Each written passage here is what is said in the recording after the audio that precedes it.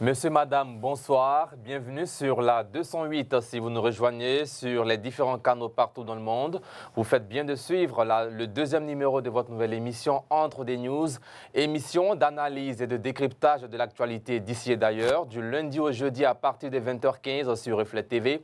Et dans cette émission, nous abordons des sujets qui ont trait à la politique, l'économie, la société, la culture, le sport. Et ce soir, j'ai le plaisir d'avoir avec moi en plateau deux consultants, Nanan Baudouin, consultant analyste. Bonsoir. Bonsoir. Merci d'avoir honoré notre invitation. Merci. Et un second invité, Thomas Guessambi. Bonsoir. Bonsoir, Cynic. Et vous êtes également analyste. Merci d'être sur ce plateau. Merci.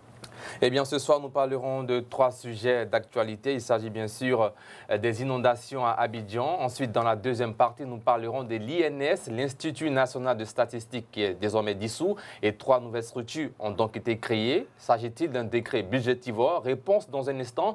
Et puis, le troisième sujet, le président Ouattara était devant le Congrès ce mardi. Nous ferons juste un décryptage de cette adresse du chef de l'État devant la représentation nationale.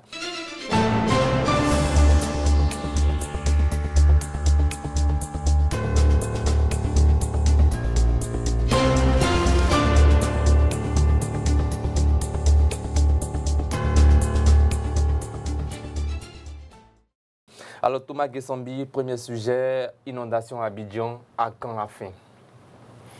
À quand la fin, je serais peut-être tenté de rigoler pour dire à la fin de la vie humaine sur Terre. Sinon, il y aura toujours des inondations. Mais ce que je dois dire, c'est qu'il faut faire le distinguo entre inondations liées à la pluie, les pluies diluviennes auxquelles nous assistons, et l'inondation qui peut être la montée des eaux, des différents cours d'eau qu'on peut avoir. Je pense que dans la région de la Maraoué, il y avait un fleuve qui avait connu comme ça une montée des eaux et ce n'était pas forcément lié à la pluie. Mais oui, est-ce que c'est un phénomène face auquel on est impuissant, on ne peut pas réagir? Non. Surtout que ces inondations peuvent avoir des sources, deux sources. Le changement climatique, donc ça c'est un phénomène naturel, mais les actions, du moins la source liée à l'homme et à ses activités, sur ces sources-là, on peut naturellement réagir, naturellement, et puis améliorer les choses. Bien, Nanan Baudouin, il pleut partout en Côte d'Ivoire, mais pourquoi Abidjan est toujours le théâtre des inondations? Qu'est-ce qui ne marche pas? Pour moi, c'est parce que nous sommes dans un pays pauvre. Nous sommes dans un pays pauvre, il faut l'admettre, il faut l'accepter un moment. Vous savez, pauvre, oui, je continue de développer. Quand nous avons en face de nous une population pauvre, il y a une manière de travailler. Dans les pays dits développés, on verra qu'il y a des choses qu'on ne peut pas accepter et admettre. Quelle est cette manière? Nous sommes là depuis des années et nous vivons les mêmes réalités et les pouvoirs changent et ça continue de mourir. On casse des maisons, on déplace des quartiers. Et on nous fait croire que c'est pour régler ce problème. Mais on constate qu'à chaque fois qu'il pleut, il y a toujours l'inondation et il y a toujours des morts. Il faut comprendre que dans un pays pauvre, les politiciens travaillent de sorte à ce qu'on les remarque. Donc ils se concentrent plus sur les bâtisses et les voiries qu'on va remarquer.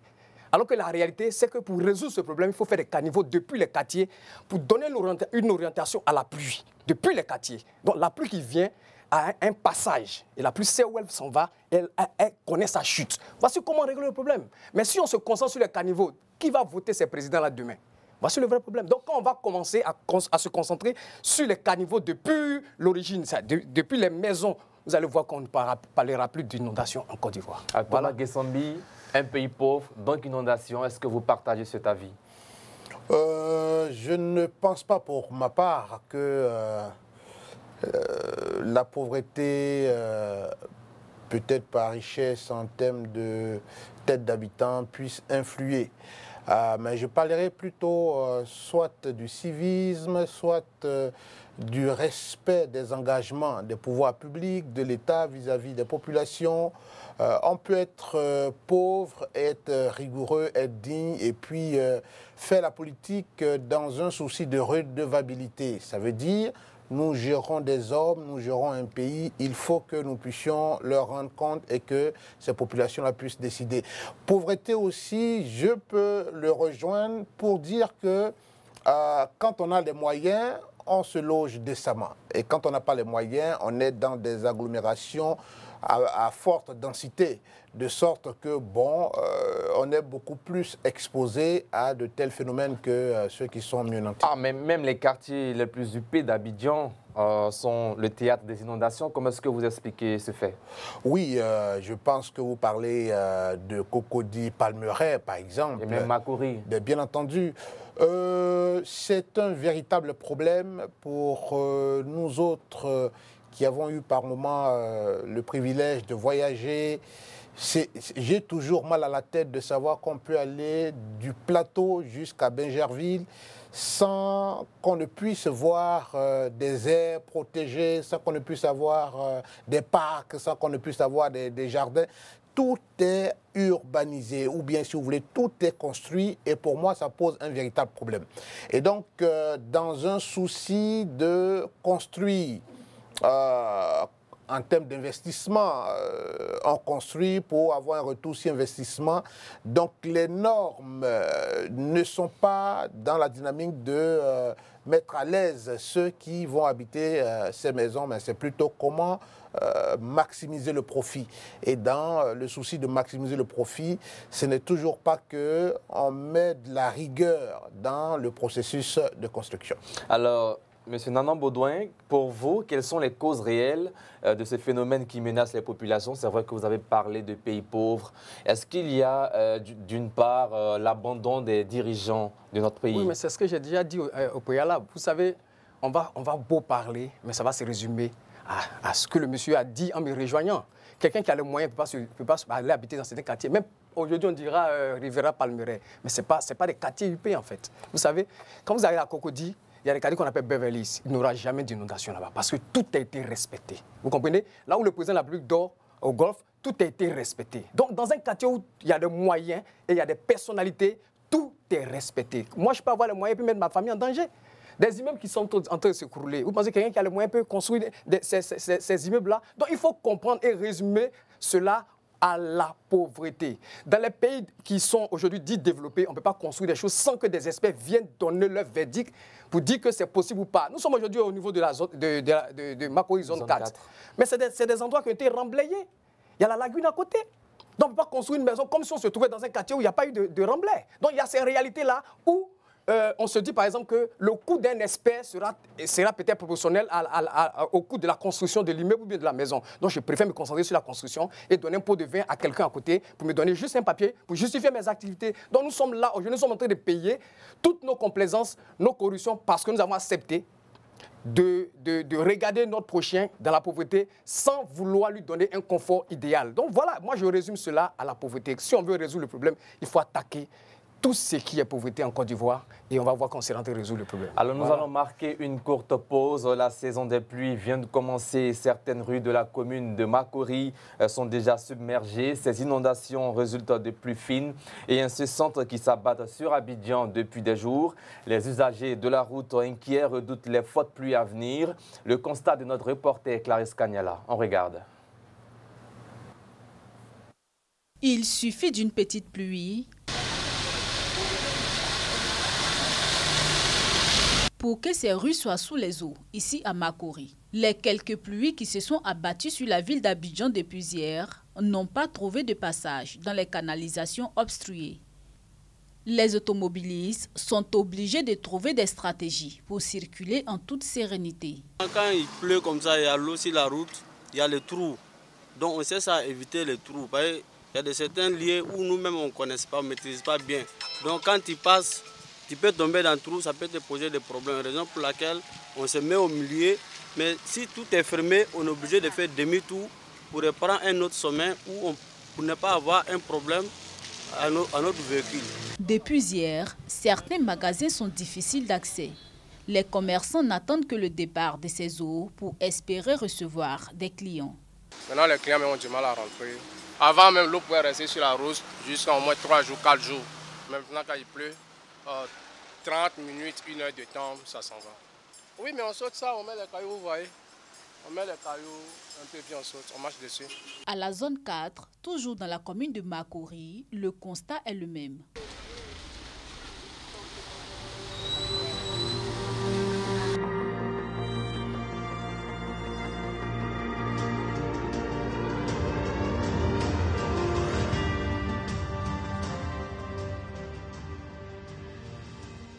Mais une fois qu'il pleut, si c'est 2 jours, 3 jours, là, on a des problèmes, on ne peut même pas vendre. Il n'y a pas de passage. Les voitures passent, ils versent l'eau sur nous. On ne peut pas, on ne peut pas se débrouiller. Donc vraiment, si l'État peut nous aider à venir déboucher les caniveaux, c'est bon, ça nous aide. Selon les riverains, le canal central devant permettre à l'évacuation de ces eaux a été fermé. Le regard qui est là, c'est bouché. Avant, ce n'était pas bouché. Et puis, il y a un Libanais qui est venu dire que c'est lui qui a fait le regard. C'est pourquoi il a bouché ça. Et les gens même de la mairie ils sont venus, ils ont dit que oui, c'est normal. Quand il pleuvait, l'eau rentrait dans le regard là, comme un avaloir. Voilà, le regard représentait un avaloir. Et puis, ils sont venus, ils ont bouché le regard. Voilà pourquoi il pleut. Quand il pleut, c'est bouché. À peine la grande saison des pluies débutée, certaines rues de la commune de Makori sont déjà plongées sous les eaux. Le curage des caniveaux pourrait réduire les inondations qui ne cessent de causer de nombreux dégâts chaque année ici à Abidjan. Alors, nous avons tous suivi ce reportage. Il y a aussi la responsabilité de la population. Bien entendu, c'est pour ça que depuis le début, je parlais de sources voilà, en matière d'inondation. Il y a non seulement l'incivisme qui veut qu'on s'installe là où on ne doit pas s'installer, il y a l'indiscipline et il y a aussi, bien entendu, que l'eau ne fait pas bon ménage avec le bitume. Donc, quand nous avons affaire à des inondations, est-ce qu'il n'y a pas de mécanisme pour, à la limite, venir évacuer l'eau le plus rapidement possible pour ne pas que le bitume soit dégradé? Je pense qu'on l'a vu dans des stades de sport où, bon, on peut faire évacuer de l'eau. Mais ça, on attend toujours et ce que j'ai constaté, c'est naturellement que l'eau devrait partir d'elle-même. Et pour moi, c'est un souci. Donc, il y a pour moi l'incivisme, le désordre, l'indiscipline qui jouent un très grand rôle dans ce phénomène. Nana Baudouin, parlant d'incivisme de la population, il y a aussi le plan d'urbanisme qui est mis en cause parce qu'on voit des personnes qui construisent des maisons, à Makori par exemple, mais il n'y a pas de canal pour que l'eau puisse évacuer. Voilà. Vous savez, la Côte d'Ivoire doit arriver à un niveau d'éducation. Un niveau d'éducation, c'est-à-dire que quand je parle d'éducation, je ne parle pas seulement des élèves et des populations. C'est-à-dire que les responsables eux-mêmes, ils doivent avoir un fil conducteur. L'éducation, à chaque niveau, il y a un thème qu'on aborde. Vous voyez, je peux travailler dans le domaine de l'urbanisme, comme vous avez dit tout à l'heure, mais si je n'ai pas les compétences, avoir un diplôme requis n'est pas signe de compétences. Donc la complaisance même est le réel problème dans tout ce que nous faisons, surtout dans nos pays. Parce que je suis bien placé et je vais déposer mon neveu qui a un diplôme dans tel domaine. Mais est-ce qu'il a la compétence? Vous savez, si chacun est dans son rôle et que chacun joue son rôle avec une compétence requise, on ne parlera pas de désordre après. Vous voyez, on est en train de payer tout ce que nous avons fait hier. Ne cherchons pas le diable là où il n'est pas. Ne cherchons pas à accuser quelqu'un, mais c'est une responsabilité. Et je dis toujours, si le père dans une maison est organisé et met des règles, vous allez voir que les enfants suivront ces règles. Mais si le père laisse les choses aller, on va toujours subir les conséquences. Un président de la République ne peut pas être partout à la fois. Donc les gens que nous nommons, il faut faire attention de sorte à savoir, en réalité, est-ce que ces personnes ont les compétences requises? Si elles ont ces compétences, on peut être en paix. Mais si nous mettons les gens par complaisance, nous allons toujours subir ces réalités-là. Mais pour vous, qui est incompétent alors? Non, moi, je ne suis pas en train de donner le nom de quelqu'un, mais je suis en train de dire qu'en général, voici le réel problème qui fait que l'Afrique va de façon, je veux dire, ralentie, avec beaucoup plus de difficultés. Alors, voilà. C'est bien triste. Bilan, 227 victimes lors des inondations. L'on dénombre, selon les médias internationaux, 8 morts, même si des médias locaux parlent de 5 morts. Thomas Guessambi, votre réaction sur ce point? Oui, je voulais peut-être relever le fait que pour moi, je ne dis pas que tous les Ivoiriens à tous les postes sont compétents, mais je ne pense pas que ce soit lié uniquement qu'à la compétence. Il y a des hommes et des femmes compétents. Il y a des hommes et des femmes qui ont fait de solides et bonnes formations. Mais entre solide et bonne formation, diplôme, compétences et le respect de la loi, il y a un hiatus, il y a une différence. Donc, et ça peut se vérifier un peu partout, que ce soit dans le domaine du sport ou dans la gestion d'une cité. À côté de la compétence, il y a une règle qui doit régir la vie dans une cité, il faut la respecter. Je pense que si on respecte, on ne sera pas en train de mettre en relief la question de la compétence. Mais pour revenir naturellement à votre question, des centaines de victimes. Oui, c'est dommage, c'est déplorable. C'est pour ça que, sans être cynique, j'apprécie le courage que les autorités publiques ont par moment de faire partie des populations contre leur gré. Ça soulève une bonne dose d'émotion, mais je pense personnellement qu'il faut être en vie pour avoir un mieux-être, plutôt que rester dans l'émotion, ce que mon co-débattant peut appeler la complaisance, et puis assister à une mort. La mort est une situation irréversible. Donc, il faut naturellement apprendre de toutes les situations qui arrivent. Donc, on devrait aller dans la réduction, on ne souhaite pas la mort, mais dans la réduction du nombre de victimes par des politiques qu'on devrait naturellement adresser. Et ne pas être surpris chaque année ou bien reconduire la même chose. Voilà. Mais c'est malheureusement ce fait qu'on constate. On a comme l'impression que nous sommes toujours surpris en saison de pluie. Non, on n'est pas surpris. Pour la ville d'Abidjan, vous voyez que en cette période, les autres villes ne sont pas aussi touchées qu'Abidjan. Vous savez qu'Abidjan représente pratiquement la moitié en termes de densité du pays, en termes de population. Nous avons affaire à une mégalopole qui, dans les politiques passées, n'ont pas eu de projection suffisante. Ensuite, on a eu la crise de 2002 qui a encore densifié la population. Donc la promiscuité est un véritable problème. Et quelqu'un qui travaille au plateau, il lui serait beaucoup plus loisible pour gérer la question, par exemple, de son budget de transport, de dormir à Tekoubé. À Tekoubé peut prendre combien de personnes, quelles sont les infrastructures qui y sont. C'est ça la réalité. Et donc, en étant en train de pallier, on va dire, de gérer ce qui a été déjà passé, moi, j'attends beaucoup plus nos dirigeants, nos gouvernants, sur ce qui émerge, ce qui arrive. Ça veut dire les nouvelles cités qui se créent, et puis faire en sorte que tout le monde ne soit pas obligé de vivre à Abidjan. Pour moi, ce sera une des solutions à ce à quoi nous assistons. Nana Baudouin, 227 victimes, 8 morts. Dont 8 morts, pardon. Votre commentaire? Alors, je m'incline déjà au respect de toutes ces personnes décédées. Et je veux aussi rebondir pour vous dire que ça, c'est ce que nous on sait. Ça, ce sont les morts qu'on peut dire officielles. Vous savez, il y a deux choses à faire ressortir dans ces cas-là. La pluie ne nous surprend pas. Nous avons en Côte d'Ivoire la SODESAM qui fait beaucoup d'efforts. Donc, à ce niveau-là, l'État, le gouvernement doit être attentif à cette structure-là, vous comprenez? Donc, n'oublions pas que la Côte d'Ivoire a vécu tellement de réalités. Il y a eu des guerres, des déportations, vous comprenez? Les gens sont quittés pendant les crises à Bouaké, au nord, à l'ouest, pour venir en Côte d'Ivoire. Je parle depuis 2002. Il y a eu autant aussi du coup d'État. Donc, beaucoup de personnes se sont retrouvées aujourd'hui à Abidjan. Nous avons plus de population aujourd'hui à Abidjan. Donc, les gens... Le peu d'endroits qu'ils peuvent trouver pour se caser, c'est là qu'ils se mettent. Donc, le gouvernement sait cela. Vous comprenez? Donc, il faut aujourd'hui trouver la solution idoine. Premièrement. Donc, les déguerpissements sont une solution alors? Ça, c'est ce que le gouvernement trouve comme solution. Il nous reste 45 secondes. C'est ce que le gouvernement trouve comme solution. Mais je vais vous dire simplement, il faut délocaliser les ministères. Vous comprenez? Et puis, deuxièmement aussi, il faut désengorger Abidjan. S'il y a des structures hors d'Abidjan, vous allez voir que les gens seront occupés, les jeunes seront occupés à travailler là-bas. La zone industrielle, tout ce qui est travail, tout ce qui est important, tout ce qui est administration, tout est à Abidjan. Vous comprenez? Donc tout le monde veut venir en ville. Une question rapide en 20 secondes. Les déguerpissements ne sont pas une solution pour vous? Je n'ai pas dit que c'est une solution ou pas. Je ne veux même pas parler de cela. Je suis en train de vous dire tout simplement qu'il faudrait qu'on trouve une solution pour toujours. Pas de façon circonstancielle.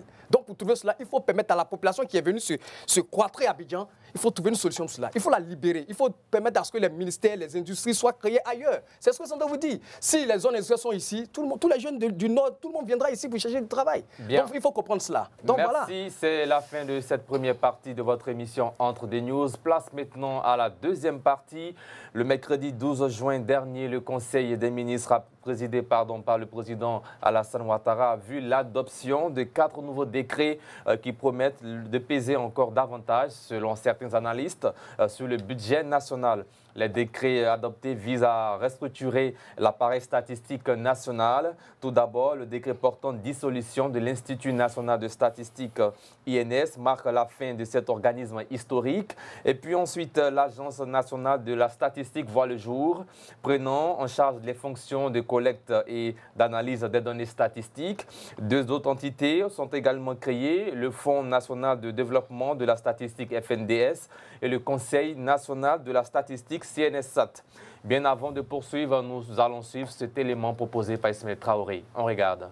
L'ensemble de ces 4 décrets porte des innovations majeures en vue de définir concurremment un système statistique national moderne et performant, doté de ressources adéquates pour produire et diffuser en toute indépendance et en temps opportun des données statistiques fiables. Ces innovations s'articulent autour de la création de 3 nouvelles structures en matière de statistiques, à savoir l'Agence nationale de la statistique, le Fonds national de développement de la statistique et le Conseil national de la statistique. Créée en remplacement de l'INS, l'Agence nationale de la statistique est le nouvel organe central chargé de l'animation du système statistique national.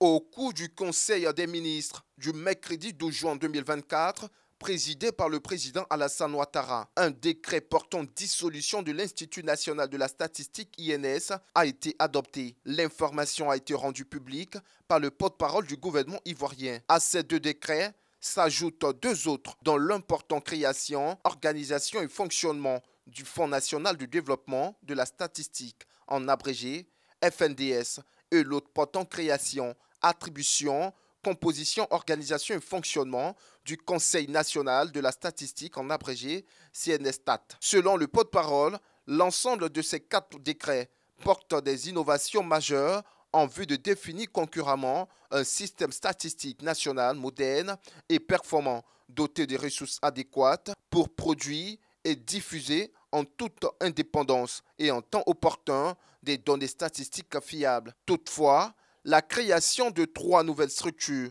paraît budgétivore pour certains Ivoiriens. La suppression de l'INS est-elle due à l'incompétence de la structure? La question reste posée. Monsieur Nanan Baudouin, rapidement, nous avons vu les raisons données par le gouvernement de Côte d'Ivoire, mais selon vous, selon vos analyses, quelles sont les raisons qui pourraient susciter la dissolution de l'INS? Les politiciens ont leur réalité. Et je pense que nous sommes à l'aube des élections. Hein. Donc l'INS est un maillon très essentiel dans les élections. Donc je pense qu'on verra par la suite ce qui va se passer pour mieux donner notre appréhension. Mais je veux aussi préciser que annuler une structure et puis créer 3 autres, ça porte à réflexion. Mais comme c'est la Côte d'Ivoire et on a déjà vu beaucoup plus que ça, on veut s'asseoir et puis regarder ce que ça va nous apporter. Parce que souvent les gouvernants, ils ont des rencontres. Ils ont des experts qui leur font des propositions. Et puis, bon, comme nous ne sommes pas dans leur secret, souvent on regarde et puis on se tait. Sinon, en réalité, on se pose la question à quoi ça sert? On va répondre à cette question tout à l'heure. Thomas Gessambi, votre réaction? Oui, ce que je dois dire, c'est que l'INS n'a pas une implication directe dans le processus électoral. On m'aurait parlé de la CEI que, bon, j'aurais un peu compris, mais l'INS, c'est plus les statistiques, la population et puis bien de projets de sondage qu'on pourrait lui confier. Ce que je dois dire, c'est que c'est vrai, dans une nation où des citoyens ont des difficultés à joindre les deux bouts, où on pense que le coût de l'électricité est élevé, ou la question de l'emploi, la question d'un logement décent. Et puis, bon, on était habitué à une Assemblée nationale, après il y a le Sénat qui se crée, après il y a d'autres... La vice-présidence. Bien entendu, je sais pas, le haut représentant. Donc, on peut se poser naturellement des questions. Est-ce que ce n'est pas des poches budgétaires qu'on est en train de créer? Mais s'agissant de l'INS particulièrement, je dois dire que l'INS a été créé en période de colonisation en 1946. Et elle était, il était géré par les colons jusqu'en 1966, où des cadres ivoiriens ont commencé à faire leur entrée dans l'institution, jusqu'à ce que, bon, il y a eu, je pense, 4 changements, 4 mutations dans la vie de l'institution. Donc, ce n'est pas propre au gouvernement qui est là. Moi, je dis que le temps est un facteur extrêmement important pour apprécier et juger. Donc, il appartient au gouvernement actuel de voir, je crois avoir entendu qu'il fallait rendre flexible la gestion, la production, les missions du nouvel organe créé. Et que les 2 autres seraient, par exemple pour le fonds, un organe créé pour beaucoup plus capter des financements, et un autre en termes de conseil, une autre sorte de conseil d'administration qui se réunirait pour apprécier et puis orienter l'action. Donc, si l'INS avait un budget et qu'on éclate ce même budget en 3, je ne vois pas en quoi est-ce qu'on pourrait parler d'affectation budgétivore. Mais l'effet, du moins l'annonce vient d'être faite, donnons-nous le temps, 6 mois, 1 an, 2 ans, 3 ans, pour apprécier réellement, et on sera, je pense, en mesure de nous prononcer sur la question. Vous me permettez, Nanan Baudouin, est-ce qu'on peut parler d'un décret budgétivore? Voilà, c'est ce que je voulais dire. Qu'on le veuille ou pas, il y aura 3 directeurs généraux. Avant d'arriver au budget budgétivore, je voulais rappeler, dire à M. Guessombi, voilà, Guessombi, c'est ça? Guessombi. OK. Que la CEI se réfère à l'INS pour avoir les statistiques. Ça, il faudrait qu'on s'entende là-dessus. La CEI ne peut pas travailler, avoir l'effectif de la population sans faire référence à l'INS. Mais donc, on peut que l'INS peut jouer sur non, je n'ai pas dit que l'INS joue, mais je veux dire qu'on a besoin de l'INS pour préparer une élection, parce que la population se réfère au niveau de l'INS. Ça, il n'y a pas de débat là-dessus. Mais on a déjà le dernier recensement. Non, je continue. Que soit le recensement qu'on fera en Côte d'Ivoire, on aura toujours regard vers l'INS, parce que c'est l'INS qui maîtrise les statistiques de la population. OK. Alors, pour répondre sur votre... Ça, c'est au quotidien. Voilà, donc voilà. Pour répondre sur votre question, je veux dire tout simplement que l'INS pourrait simplement exister et on pourrait créer des directoires. Et ces directoires-là pouvaient même se faire assister même par des organismes privés. Cela pourrait nous éviter beaucoup de budget. Ça ne résout même pas le problème aujourd'hui majeur de la Côte d'Ivoire. Nous ne savons même pas, jusqu'à la fin de l'année, qu'est-ce qui va se passer au niveau de l'électricité, au niveau du carburant. Donc il y a des problèmes majeurs. Donc il y a de l'argent qu'on peut mettre de côté pour amortir certaines dépenses, certaines augmentations pour que la population puisse respirer. Donc il ne faudrait même pas qu'on puisse s'inscrire dans ce genre de choses. Mais comme nous sommes dans un pays... information qui dit... Je l'ai dit déjà quand j'avais commencé. C'est pourquoi j'ai dit on va observer pour voir. Mais il a posé une question et c'est pourquoi je me permets de m'étaler. Voilà, donc je vais dire tout simplement qu'on va essayer de les observer, mais je dis pour ma part, en tant que personne, pas en tant qu'institut, mais je dis en tant que personne qu'il y a aujourd'hui l'INS qui a existé depuis longtemps, comme vous êtes en train de si bien le dire. Oui. On pouvait juste créer des directoires pour accompagner et même les privatiser pour accompagner, pour assister, comme aujourd'hui la RTI. Permettez-moi de donner un exemple. Comme aujourd'hui, même au niveau du sport. Donc il y a plein de choses qu'on a déjà vues. Des institutions qui ont été créées pour accompagner, mais créer 3 institutions, venir remplacer une seule. Bon, là, ça porte à confusion. Mais on les regarde, on les observe et on pense que nous donnerons raison. Mais pour l'instant, la Côte d'Ivoire vit un sérieux problème, c'est la cherté de la vie. Il faut éviter de dépenser de l'argent, de faire sortir de l'argent de part et d'autre. Donc voilà. Parlons de cherté de la vie avant de revenir à Thomas Guessombi. Est-ce que vous partagez la position de ceux qui estiment que le gouvernement semble plus concentré sur la création de nouvelles structures administratives que sur les résolutions des problèmes des Ivoiriens? Je vais dire quelque chose qui peut porter à confusion. Nous avons un président en Côte d'Ivoire qui est en réalité un chef d'État. Il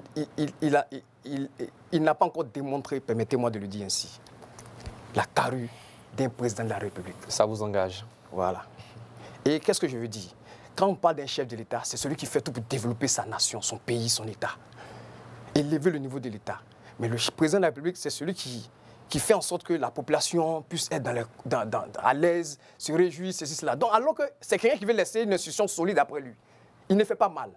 Donc, c'est difficile pour une personne comme nous, qui vit dans les réalités, de comprendre ces genres de personnes. C'est des visionnaires, mais leur vision souvent peut porter atteinte à la réalité de la population. Donc voilà dans quoi nous nous trouvons aujourd'hui. Le président a fait ses efforts pour mettre le pays à un grand niveau institutionnel, mais la vérité c'est que la population qui voit ces choses-là est émue, c'est vrai, mais elle vit ces réalités. Donc pour régler le problème de la cherté de la vie, il faut déjà toucher le côté social, qui est la santé, le côté éducationnel. Il ne faudrait pas qu'on néglige cela. Quand on aura l'occasion d'aborder dans la troisième partie, le président Ouattara a passé en revue les actions menées par son gouvernement. Thomas Gessambi, pour vous, est-ce que la création de nouvelles entités est synonyme d'une gestion administrative plus lourde? Gestion administrative plus lourde, je ne pense pas, quoique l'administration, jusqu'à nos jours encore, est un peu lourde. Je me rappelle un document que je suis allé faire au tribunal et savoir que je pense qu'il y a une seule personne qui avait droit de signature et quand cette personne n'est pas là, il faut attendre. Bon, naturellement, ça crée des conditions un peu de corruption. Ça retarde. Là où je pense déjà qu'en début des années 2000, il y avait la volonté du gouvernement de mettre un accent sur la digitalisation de tous les actes administratifs qu'on devait poser et puis permettre naturellement aux citoyens de faire moins d'efforts. Je pense que c'est un projet qui est en cours, il y a eu des améliorations, mais il faut des améliorations soutenues pour que de telles choses... Donc, il appartient à un gouvernement. Je ne pense pas qu'on puisse juger un gouvernement par ou sur la taille des membres qui le composent. On juge un gouvernement sur ce qu'il a produit comme résultat. Mais est-ce que cette décision ne risque pas d'exacerber les difficultés économiques dans le pays? Non, c'est ce que je suis en train de dire. Je dis, on a l'initiative ou bien le pouvoir de gérer. Et puis, il y a un temps qui arrive où nous apprécions, où nous jugeons, où nous évaluons ce qui a été décidé. Donc, on ne juge pas un chef d'État par le nombre de ses ministres, mais parce qu'il a réalisé au bout d'un certain temps. Je pense que ça, c'est fondamental. C'est même un peu comme au sport. Vous avez un entraîneur qui va vous mettre un seul attaquant pour 5 milieux de terrain. C'est une composition. Tout ce qu'on attend, c'est la fin du match. Est-ce qu'il a gagné le match? Est-ce qu'il n'a pas gagné le match? Et c'est après cela que, bon, on peut juger de pourquoi il a fait telle composition. Donc, je veux dire, on a la Cour des comptes, on a des institutions qui sont là, même l'INS que nous évoquons ici, fait de la comptabilité de la nation en fin d'année. Donc, on a le temps de voir. Il y a des documents qui existent, il y a des sources d'informations comme la BAD, comme le FMI. Donc, il y a la communication du gouvernement, certes, mais il y a d'autres sources d'informations qui peuvent permettre aux citoyens de savoir est-ce que le gouvernement, bien entendu, on ne va pas attendre 5 ans que le gouvernement puisse avoir des effectifs pléthoriques, puisse dépenser de l'argent du contribuable, puis on dit restons là dans 5 ans. Non. Tous les jours, quand le citoyen se sent mal, il a le droit, il a la liberté de décrier ce qui ne va pas dans sa vie. Bien, Nana Baudouin, une dernière question pour terminer cette partie. Est-ce qu'on pourrait dire, on pourrait tout dire, mais quelque part, l'INS, la dissolution de l'INS avec la création de 3 structures peut apporter quelque chose à la Côte d'Ivoire, n'est-ce pas? Ça, c'est dans le futur qu'on pourra apprécier. Mais il faut se projeter. Non, mais moi, je ne suis pas un politicien pour me projeter. Je pense que ce monsieur, il a étalé tout ce qu'il a étalé, c'est en tant que partisan. Parce qu'une personne qui est en train de vivre les réalités, vous voyez, il est en costume à l'aise. Donc, il pense que la Côte d'Ivoire va très bien. Et c'est pourquoi on se permet ces choses. Moi, je suis là, je suis un observateur. Et j'attends, dans 5 ans, pour analyser et pour peut-être venir donner raison au monsieur. Sinon, pour le moment, je dis et je répète, nous avons des réalités ici. Et ces budgets-là pourraient nous aider à résoudre ces réalités. Je suis en train de vous dire, nous sommes là qu'en décembre. Vous allez voir, peut-être que les factures d'électricité vont flamber. Vous allez arriver au niveau de, comme on appelle, du carburant. Ne soyez pas surpris si on passe à 1000 francs bientôt. Donc, il faut qu'on anticipe sur ces choses. Au lieu de créer d'autres choses, mais je pense que, bon, eux seuls pourront nous dire pourquoi ils l'ont créé. Je ne suis pas dans la tête de quelqu'un pour connaître ses intentions. Mais dans 5 ans, on jugera bon. Thomas Guessambi.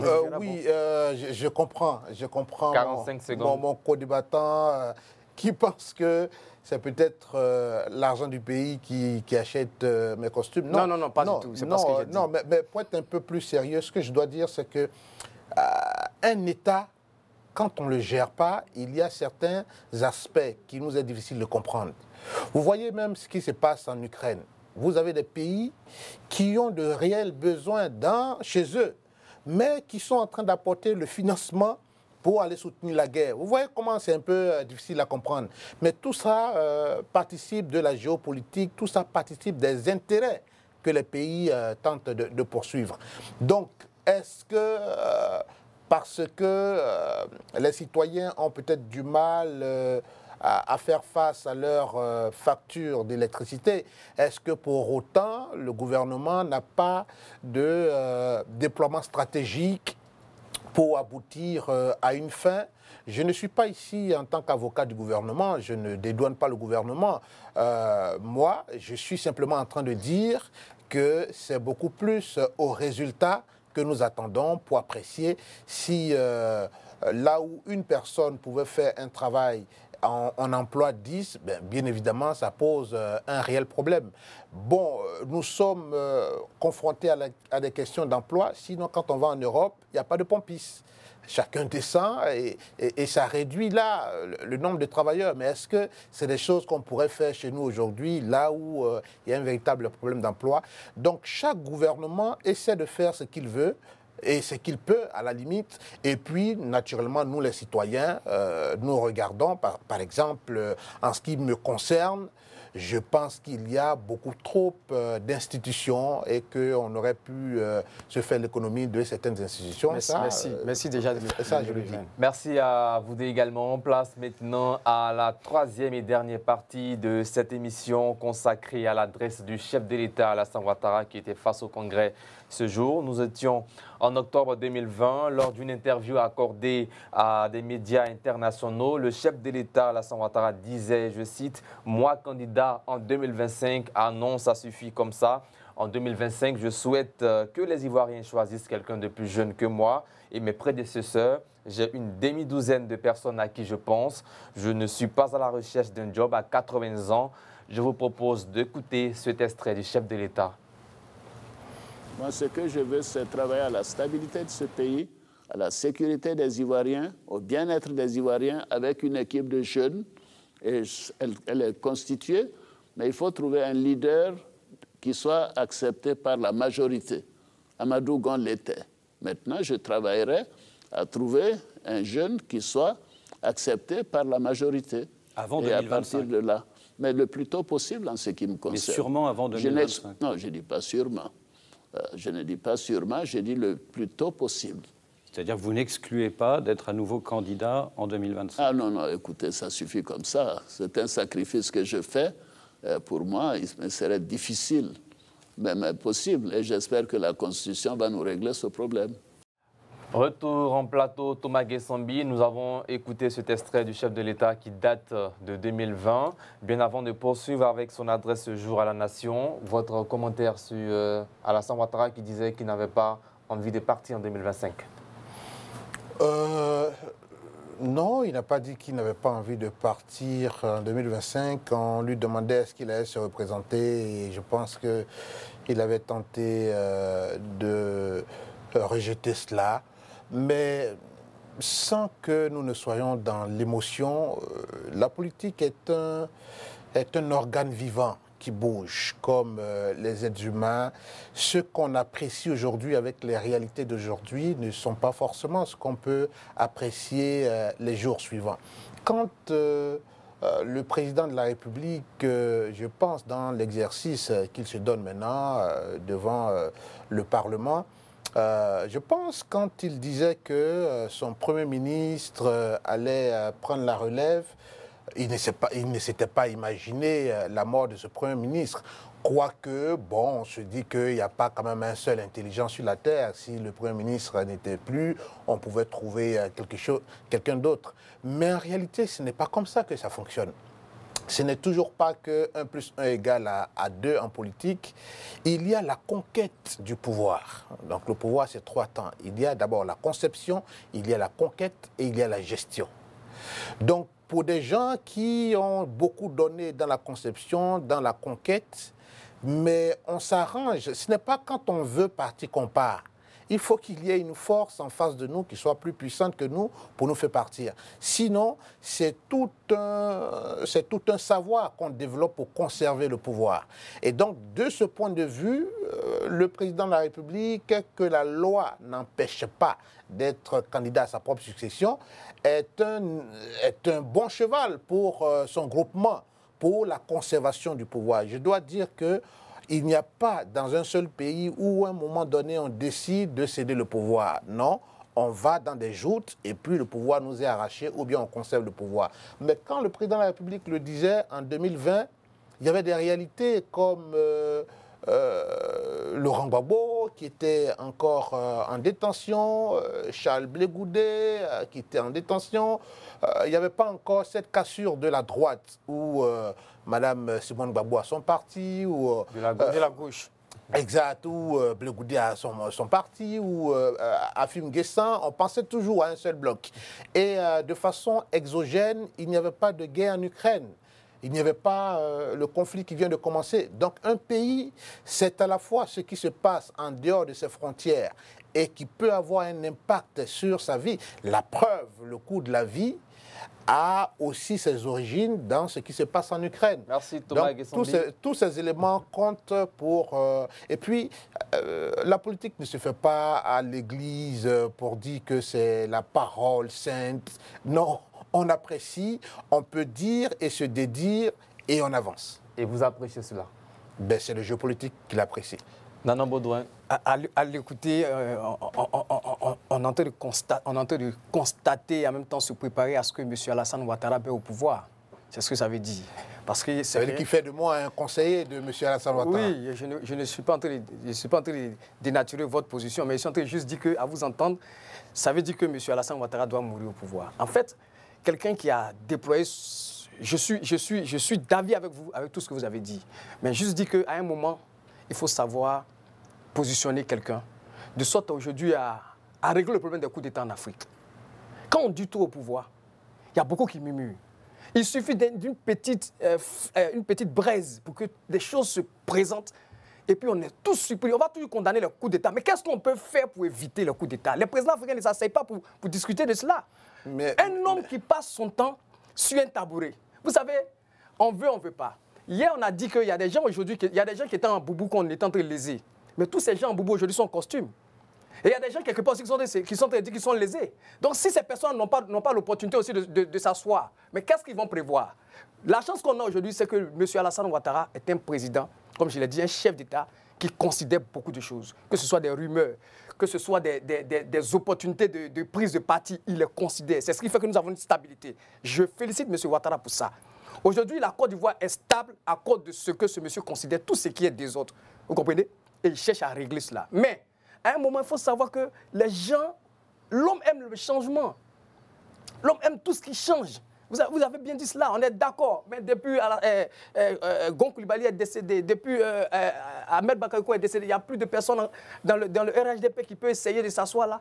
Monsieur Laurent Gbagbo, qu'est-ce qui peut être comme un danger pour monsieur Alassane Ouattara? Monsieur Blé Goudé, qu'est-ce qui peut être comme un danger pour monsieur Alassane Ouattara? Vous avez tellement fait de bonnes choses, de belles choses, offrir une canne à la Côte d'Ivoire. Il faut savoir un moment se retirer pour donner encore envie aux Ivoiriens de vous regretter, d'avoir toujours cette estime-là qui est tellement élégante. Vous comprenez? Regardez aujourd'hui l'histoire du Mali, ATT. On va aller un peu rapidement. Permettez-moi. On a vu ATT au Mali qui s'est retiré et la population a voulu qu'il revienne. Monsieur Alassane Ouattara est une icône aujourd'hui en Côte d'Ivoire. Il faut qu'on accepte cela dans notre esprit. Mais lui-même, il doit plus te donner encore de la valeur. Parce que les mêmes personnes qui sont en train de t'acclamer, te conduisent dans les bêtises, là, ce sont les mêmes personnes demain, quand tu seras rejeté, qui vont faire comme si tu ne te connaissaient pas. On a déjà vu ça plusieurs fois en Côte d'Ivoire. Permettez-moi de m'arrêter là. Alors, nous allons revenir à notre sujet. Alassane Ouattara était face au Congrès ce jour. Sa vision, selon lui, reste inchangée pour la Côte d'Ivoire. Il veut une Côte d'Ivoire unie, prospère et moderne. Oui, mais je m'en voudrais si je ne reviens pas sur quelques éléments de mon co-débattant. Il a dit l'homme aime le changement. En 30 secondes, rapidement. L'homme aime le changement. Je ne pense, il faut circonstancer les choses. Je ne pense pas que c'est dans tous les domaines de sa vie qu'il veut le changement. Par exemple, s'il a une voiture, je ne pense pas qu'il va souhaiter marcher sous la pluie parce qu'il veut le changement. Mais non. Comparaison n'est pas raison. Non, justement. C'est pas un bon exemple. Non, ce que je suis en train de dire, ça n'est pas dans tous les domaines qu'on fait le changement. Que ce soit dans sa vie de tous les jours, même dans sa maison, ce n'est pas tout qu'il change. Mais ce que je dois dire, en politique, les choses ne s'apprécient pas comme on peut l'apprécier de sa façon, c'est-à-dire porter des lunettes roses. Je dis qu'en politique, on y met sa vie, on y met son énergie, on y met son argent. Donc, la gestion du pouvoir n'est pas un gala auquel on participe. Vous ne m'avez pas compris, en fait. Vous m'avez pas compris. J'ai dit pour résoudre les problèmes du coup d'État, il faut anticiper mais il ne doit même pas avoir de coup d'État. Non, il ne doit même pas avoir de coup d'État. Est-ce que vous m'avez compris? On ne doit même pas mentionner le coup d'État. Est-ce que vous m'avez compris? J'ai dit, on a la chance que M. Alassane Ouattara a vraiment institué la Côte d'Ivoire de sorte qu'aujourd'hui, il considère tout. Et c'est la chance qu'on a. Mais je parle d'ailleurs. Oui, il faut prendre ce que j'ai dit de façon générale. Non, non, non. Il faut prendre ce que j'ai dit de façon générale. Il y a le cas du Niger, voilà, où se trouve aujourd'hui Blaise Compaoré. C'est ce que j'ai dit. J'essaie de dire, mais ça a commencé quelque part. Ça a commencé quelque part. Le père était là. Donc, je vous dis que si nous voulons, on veut se comprendre, j'ai parlé de façon générale. Je ne me suis pas limité à M. Alassane Ouattara. Nous allons essayer de recentrer le débat. Le sujet, c'est Alassane Ouattara était face au Congrès ce jour. Alassane Ouattara a une vision pour la Côte d'Ivoire et sa vision reste inchangée. Une Côte d'Ivoire unie, prospère et moderne. Votre commentaire sur cette annonce du chef de l'État? Mon commentaire, il n'appartient pas à un chef d'État de servir ce qu'on appelle la sinistrose, même d'exception nationale, où des citoyens peuvent avoir peur du lendemain.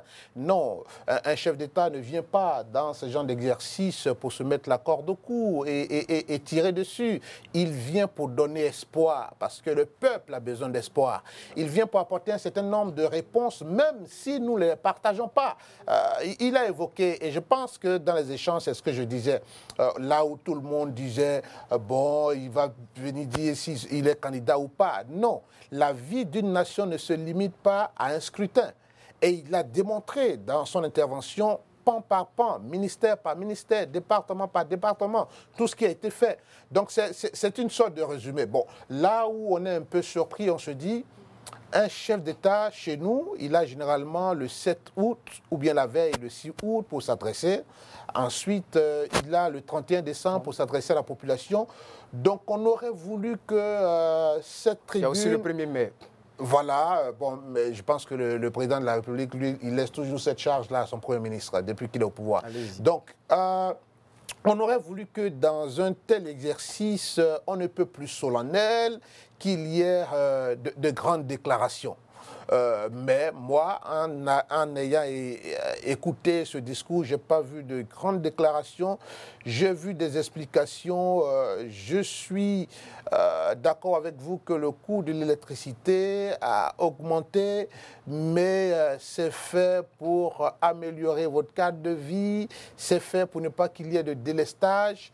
Est-ce que ça apporte une réponse à une préoccupation nationale réelle? Est-ce que le président de la République ne pouvait pas peut-être annoncer des mesures pour dire, bon, c'était impérieux de le faire sur les 3 mois, sur les 6 mois que nous vivons, mais après, les coûts vont baisser. Pour moi, ça, c'est des solutions qu'on puisse donner. Mais le peuple a moins besoin de l'explication que des solutions qui pourront l'aider à faire face à ces difficultés. Nana Baudouin, comme on le dit en Côte d'Ivoire, Alassane Ouattara a pratiquement dribblé tout le monde. On s'attendait à un Alassane Ouattara qui dirait peut-être qu'il n'ira pas en 2025 ou bien qu'il est candidat Malheureusement, la question n'a pas été abordée. Je suis de ceux qui croient en ce monsieur de façon, je peux dire, à le considérer comme quelqu'un d'imprévisible. Moi, je ne m'attendais pas à cette déclaration que vous venez de citer, mais plutôt à une réponse politique. Vous savez, actuellement, les gens ne suivent pas la politique. Bleu Goudé est en train de prendre des positions. Afin Guessan est en train de prendre des positions. M. Gbagbo Laurent est en train de prendre des positions. Donc, les gens sont en train de prendre des positions et le monsieur sort à un moment très solennel, où lui, la jugé solennel, c'est-à-dire on sort d'un férié où tout le monde est aux affaires. C'est-à-dire que dans ce férié-là, il annonce que lui va parler. Donc tout le monde est captivé sur l'annonce du président. Et tout le monde se dit, OK, comme les autres ont déclaré qu'ils seront candidats, donc il va venir le dire. Non, non. Lui, il vient leur faire le point de son travail qu'il a fait. Il s'en fout de ce que vous allez dire. Les gens sont en train de le fouvoyer actuellement. Que voilà ce qu'il a fait, voilà ce qu'il a fait. Est-ce qu'il n'est pas en désaccord avec le président de l'Assemblée nationale? Vous ne savez pas que c'est une réponse quand il demande d'aller s'asseoir à l'Assemblée nationale pour parler? Les gens n'ont pas suivi cela. On dit que le président de la République, Alassane Ouattara, est en désaccord avec Bictogo. Mais il demande d'aller parler à la population dans la maison de Bictogo. C'est ce que je voulais vous dire. Ouattara est en train de dire aux gens que lui, il est dans son pays. Et voici ce qu'il a fait jusqu'à présent. Tout ce que vous êtes en train de dire là, voici les réponses. Il fait le bilan de son travail. Et il se met dans un confort présidentiel. Mais ce qui me touche particulièrement, c'est qu'il survole les sujets d'État, les sujets de la République, comme si c'était des choses qui sont normales on va voir après. Quel sujet, par exemple? Oui, mais quand il parle de l'électricité, quand il parle de la vie chère, c'est comme si c'est des projets qu'on est en train de voir. Mais non, non, non, c'est une urgence aujourd'hui. C'est une urgence. Les gens qui sont morts dans cette situation d'inondation, c'est une urgence. Vous savez, moi, je dis et je répète, en tant que président de la République, nous savons que tous les jours, il y a une inondation en Côte d'Ivoire. Il y a des inondations en Côte d'Ivoire. Il faut être je veux dire, dans l'effet d'urgence. On peut voir les paroisses, on peut voir les grandes institutions, les endroits où il y a des espaces, même les stades, où on sait que la pluie ne va pas descendre. On déploie ces populations-là, on les met là en urgence. C'est-à-dire que pour la saison des pluies, on crée des tentes pour les mettre à l'abri. Et après cela, on cherche à les les reloger de façon décente. Mais on est là, on attend que les gens meurent, on vient faire des déclarations, souvent même à peine qu'on considère cela. Mais attendez, moi je perds mon unique enfant. Les 1 million, les 5 millions que le gouvernement va me donner, ça ne va pas guérir ma plaie. Donc on aurait souhaité que le président nous donne des solutions pratiques et palpables par rapport à l'inondation et par rapport à la vie chère. Et ça, ce n'est pas un travail seul. Il faut souvent descendre la population. Il y a des gens de la société civile, il y a des journalistes, il y a des enquêteurs qui ont des solutions aussi. Il faut les écouter. Ce n'est pas toujours ceux qui sont autour de nous. Donc on aurait souhaité que le jeu politique s'arrête là et qu'on nous donne une parole pour consoler la population, mais pas pour répondre aux politiciens qui sont aujourd'hui le fouvoyer. Alors, parlons de parole. Peut-être si Alassane Ouattara annonçait sa candidature pour 2025, ça allait consoler certains Ivoiriens. Je dis et je répète, Alassane Ouattara sera candidat en 2025. Moi, je crois en ce temps. Peut-être que vous êtes dans le secret des dieux. Alors, Thomas Guessambi, est-ce que c'était le cadre idéal pour annoncer une candidature à l'élection de 2025? Une telle élection peut avoir pas mal d'opportunités temporelles pour l'annoncer. Ça peut être au cours d'une interview qu'on peut susciter, ça peut être au cours de l'adresse à la nation de cette façon. Mais ce que je dois dire, c'est que le président Alassane Ouattara joue sur ce qu'on appelle la temporalité. Et comme je le disais, la politique ne s'apprécie pas avec beaucoup d'émotion. Il y a la temporalité. Quel est le meilleur moment? Figurez-vous, au moment où on parlait de prisonniers politiques à libérer, M. Laurent Gbagbo, l'ancien président, est venu, il a souhaité que ses partisans qui étaient encore dans les liens de détention soient libérés.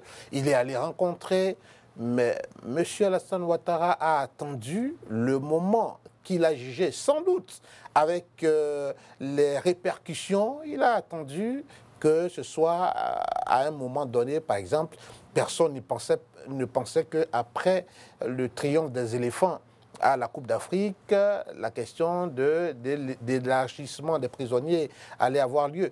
Donc, M. Alassane ne fait rien d'autre que de la stratégie politique, la temporalité, il apprécie, il sait à quel moment. Et je dois dire qu'il y a un certain nombre d'événements qui vont se succéder, qui vont soit infléchir sa volonté de se représenter ou pas, mais il joue sur ces aspects-là. Nana Baudouin, pour vous, ne pas dire que je suis candidat ou pas en 2025, c'est plutôt dire que je suis candidat. Il a déjà fait plusieurs fois. Et aujourd'hui, dites-moi ouvertement qui est là, à vos yeux, qui peut remplacer Alassane Ouattara au RHDP. Il dit qu'il a une demi-douzaine. Non, mais écoutez, ça, ce sont des discours politiques, comme il est en train de si bien le dire. Qu'est-ce qu'il est en train de faire? C'est de l'éloquence politique. Non, on connaît ça. Vous comprenez? Et je répète, et je le dirai encore et encore, M. Alassane Ouattara est encore valide, comme M. Laurent Gbagbo. Donc, ils sont valides. Donc, à un moment, c'est parce que Bédi a décidé qu'aujourd'hui, on parle de son successeur. Si lui aussi il était là, il a dit qu'il est valide. Donc, en Afrique, on a cette grâce de longévité, de force. Donc, voilà, autant qu'on a le souffle, on se dit qu'on est capable et on est encore valide.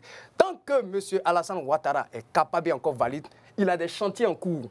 Il sera fier de les inaugurer. Il ne va pas laisser quelqu'un venir faire cela à sa place. Donc, je vous dis, mon seul problème avec eux, c'est qu'il faut qu'il penche sur les réalités de la population. Sinon, sa candidature, qu'il soit là ou pas, jusqu'à présent, on n'a aucun souci avec lui. Et je pense que nous sommes, on peut le dire, nous sommes à un niveau important de la sécurité en Côte d'Ivoire. Je veux dire au niveau national, pas dans les quartiers, dans les régions. Mais à ce niveau, déjà, moi, ça me suffit largement. Mais il faut pencher sur la réalité de la population concernant la cherté de la vie. Si on a résolu cela, moi, j'ai aucun souci.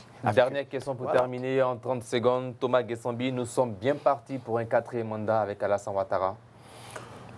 Je dirais oui si la loi ne l'empêche pas. Si la loi ne l'empêche pas. Et nous sommes dans un état de droit. Quand il y a élection, il y a même un juge. Il y a le droit qui se dit. Le droit n'empêche pas M. Alassane Ouattara d'être candidat à sa propre succession.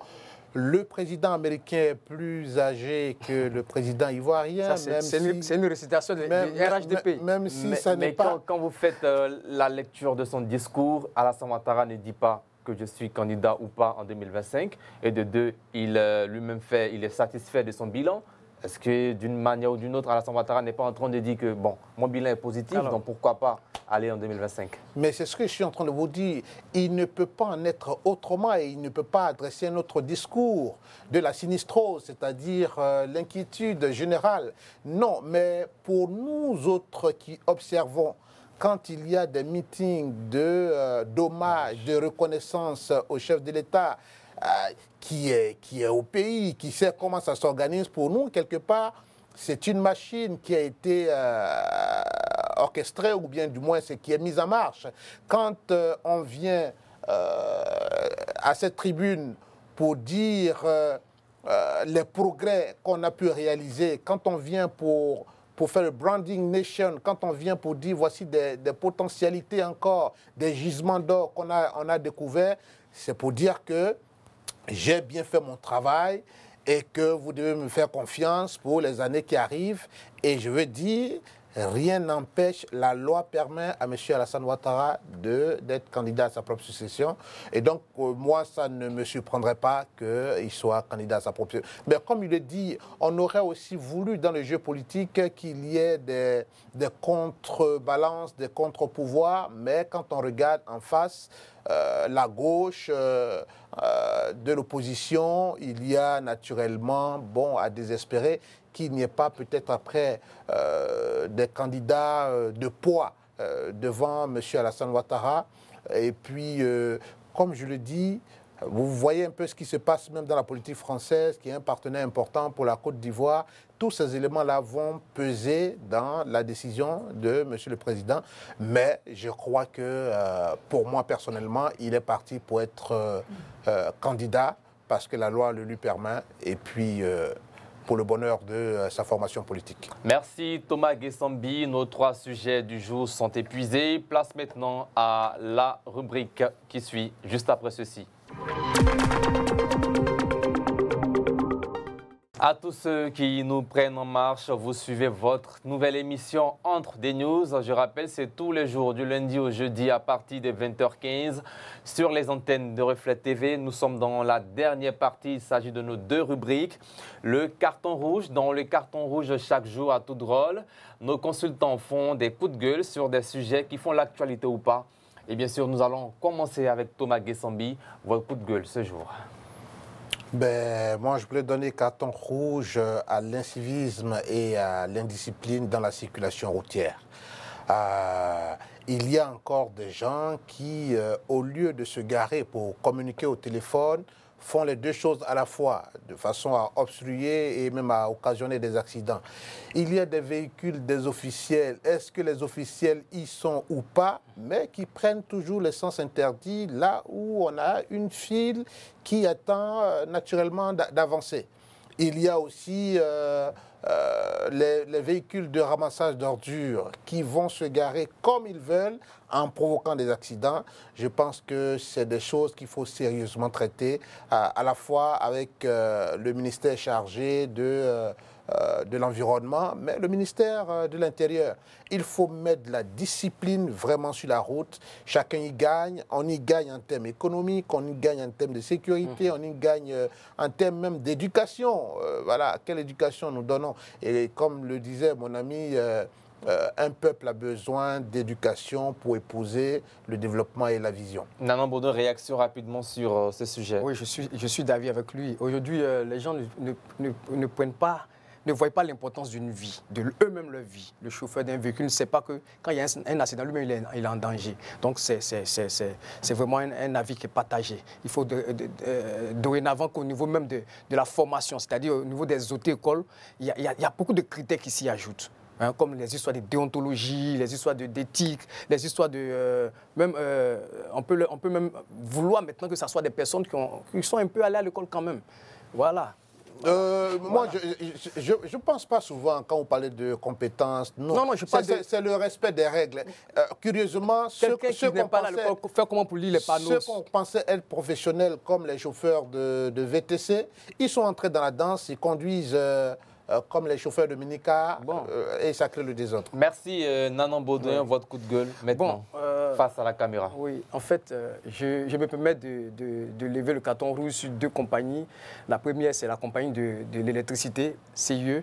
Deuxième, c'est la compagnie d'eau. Compagnie ivoirienne d'électricité. Voilà. Et deuxièmement, la SODECI, bien sûr, qui ne tiennent pas compte de nos réalités. Je sais que le gouvernement a beaucoup à faire, mais eux aussi doivent tenir compte de nos réalités. Je parle d'un cas que j'ai vécu. Je suis allé dans un quartier ça fait 3 mois qu'ils n'ont pas d'eau. Ils n'ont pas d'eau potable. Je vois un monsieur de la SODECI fièrement garer sa moto et partager des factures. Il a failli se faire lyncher. Et ça a gardé j'ai gardé plutôt cela dans mon esprit comme un mauvais souvenir. Aujourd'hui, il faut qu'on tienne compte des réalités de notre population. Il y a des choses qu'il ne faut pas se permettre de faire. Vous comprenez? Et nous tous, on subit. Mais il y a des bourses, il y a des quartiers où tu peux te permettre d'aller donner une facture de 100 000 francs à quelqu'un. Ce n'est pas possible. Il y a trop de choses qu'on voit qu'on ne peut pas dire. Mais ils savent. Ils savent ce qui se passe. Ils savent à quel moment il faut régler les problèmes au cas par cas. Voilà ce que moi je voulais dire. Merci Thomas Guessambi. Rapidement, 30 secondes de réaction sur ce sujet, facture d'électricité et d'eau. Je le rejoins parce que je ne suis pas un extraterrestre. J'ai aussi des factures à payer. Mais ce que je veux dire, c'est souvent curieux parce que j'ai été journaliste, reporter, de voir que quelqu'un n'a pas eu à utiliser ni l'eau ni l'électricité et il reçoit une facture. Sur quelle base? Mais ce que je dois dire en termes d'adduction, les entreprises qu'il a citées ne font que la distribution. C'est l'État lui-même qui crée les infrastructures et les sociétés en question viennent pour l'exploiter. Mais c'est clair que pour moi, l'État est partie prenante sur toute la ligne. C'est l'État qui peut apprécier la facture qu'on adresse à un citoyen. Est-ce que c'est beaucoup salé ou pas? Mais le président de la République en a parlé. Et puis, naturellement, si quelqu'un n'a pas consommé, c'est par quel miracle on devrait lui tendre une facture. Merci. Place maintenant à la dernière rubrique de cette émission, juste après ce jingle.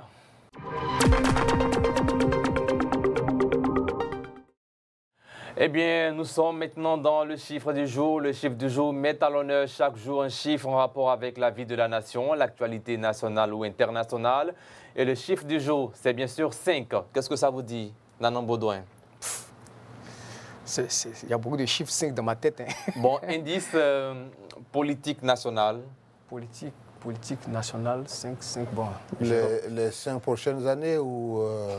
Ah non, Je pense que le président du PPACI demande qu'on lui donne 5 ans. Effectivement, c'est le chiffre du jour. Le premier engagement que je peux prendre devant vous, c'est que je vais faire un seul mandat. Dixit Laurent Gbagbo, il veut que 5 ans.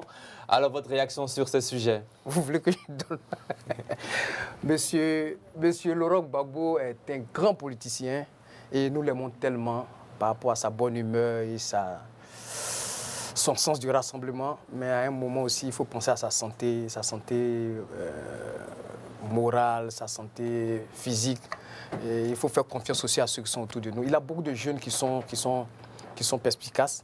Il a beaucoup aussi de jeunes qu'il a perdus, beaucoup de personnes qu'il a perdues qui peuvent rassembler et puis essayer de créer quelque chose de fort qui va lui permettre de durer encore plus. Il ne faudrait pas qu'il se mette dans ces schémas qui vont raccourcir ça. Mais si demain, il veut être président, c'est lui qui se sent, c'est lui qui connaît son corps, qui connaît sa santé. Mais nous sommes là dehors, c'est ce que nous on pense qu'on dit. Voilà. Alors, dernière question pour terminer cette émission. Thomas Gessambi, Nanan Baudouin mettent en cause la santé morale et physique de Laurent Gbagbo pour ces 5 ans qu'il demande. Selon moi, bien sûr. Je suis impressionné d'entendre Nanan Baudouin et de savoir qu'il aime Laurent Gbagbo plus que Laurent Gbagbo lui-même.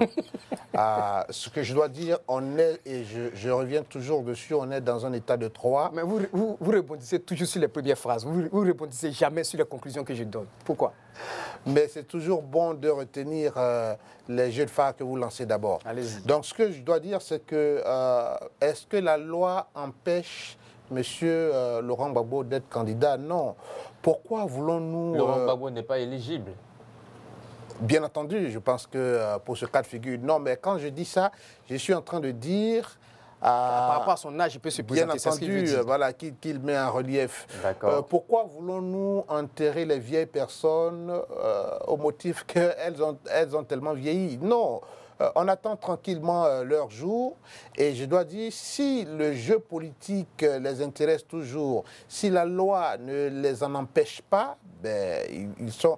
Mais ce que je dois dire sur les 5 ans, donnez-moi 5 ans, je pense que c'est un slogan. C'est un slogan politique et le chef d'État actuel nous a donné le même slogan. Donnez-moi 5 ans, je donnerai 5 millions d'emplois, il y a eu des développements autour. Mais entre le slogan et la pratique, il y a toujours une réalité qui n'est pas la même. Merci Thomas Gessambi. Merci d'avoir accepté d'être consultant sur cette émission. Merci à vous également, Nanan Baudouin, d'avoir accepté notre invitation ce jour. Je vous en prie. Alors, nous vous donnons rendez-vous tous les jours, je répète, du lundi au jeudi à partir de 20h15 sur les antennes de Reflet TV pour suivre votre nouvelle émission d'analyse et de décryptage de l'actualité.